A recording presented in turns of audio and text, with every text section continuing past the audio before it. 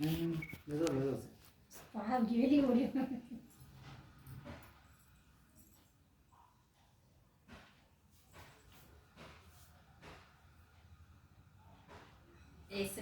Package demo காட்டிட்டு இருக்காங்க நம்ம Meena sister. Home meeting after வந்து பாத்தீங்கன்னா இந்த இடத்துல நார்மல் நாப்கின் அண்ட் ஆல்சோ நம்ம ஃபெமி ஃபெமி இல்ல நம்ம ஜஸ்ட் இங்க பாருங்க ஊத்தும் போதே வெளியே இந்த இடத்துல மீனா சிஸ்டர் டெமோ காட்டிட்டு இருக்காங்க. ஸோ நார்மல் வெளியில வாங்கக்கூடிய நாப்கின் பேக்கேஜ் அண்ட் நம்மளோட ஜஸ்ட்லி பண்ற சானிட்டரி நாப்கின் ஆர்கானிக் நாப்கினை வந்து டெமோ காட்டிட்டு இருக்காங்க. ஸோ இந்த இடத்துல ஹோம் மீட்டிங்ஸ்ல வந்து பாத்தீங்கன்னா ஸோ நிறைய பேர் லேடிஸ் எல்லாருமே பார்த்துட்டு இருக்காங்க. இங்க வராதீங்க லேடிஸ்.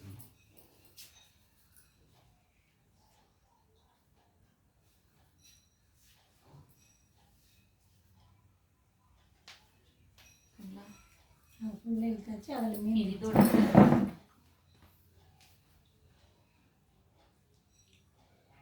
இதில் ஊற்றும்போது லீக் ஆகிடுச்சு சரிங்களா. இந்த தண்ணி இருக்கா. ஸோ நம்ம நாப்கின்னு சத்தமாக தான் பேசுங்க. நம்ம நாப்கின்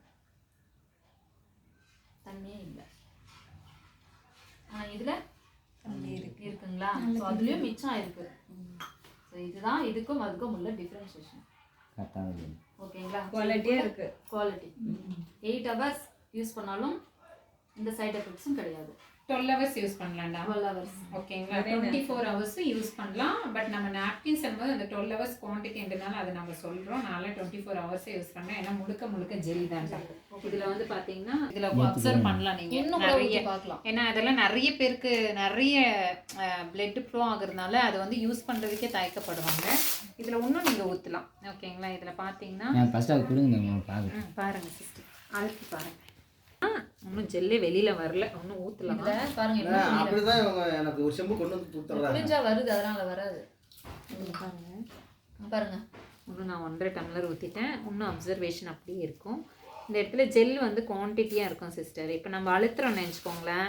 அதெல்லாம் வெளியில் வீசும்போது நம்ம சொல்லுவாங்க வில்லேஜ்லலாம் இந்த பாம்பு அது இது பாடும் வயிற்று வலி வரும்னு. இது வந்து நம்ம வாஷ் பண்ணிக்கலாம். இது வந்து பார்த்திங்கன்னா நல்லா அழுத்திட்டு நீங்கள் வெளியிலே இப்படியே நல்லா ப்ரெஸ் பண்ணிங்கன்னா அந்த ஜெல் வெளியில் வந்துடும். இதுதான் அந்த சோத்து கத்தலோட ஜெல். இது நீட்டாக நீங்கள் வாஷ் பண்ணிட்டு கூட வெளியில் போட்டுடலாம். அது வந்து தண்ணியில் ஃப்ளோ ஆகிடும். இது எரிக்கணும். இது எரிக்க தேவையில்ல. இது மக்கிரும். அப்படி எரிக்க தேவையில்ல. பாருங்க ஜெல் இல்லையா. இது அப்படியே தண்ணியில் நீங்கள் ஊற்றுனீங்கன்னா சிங்கில் போயிடும். இது காட்டன் சிஸ்டர் அவ்வளோதான். பாருங்க பஞ்சு வெறும் பஞ்சு. இது வந்து இதுதான் ஜெல்லுடா. ஏன்னா ஜெல் இப்போ நம்ம சோத்து கத்தால வந்து மூஞ்சிக்கே நம்ம தேய்க்கிறோம்ல. இது வந்து அந்த இடத்துல படும்போது இதுதான். அதனால நாங்கள் டைரெக்டாகவே காட்டுவோம். ஏன்னா லேடிஸ்க்கு வந்து ரொம்ப ஹெல்த்துக்கு யூஸ்ஃபுல்.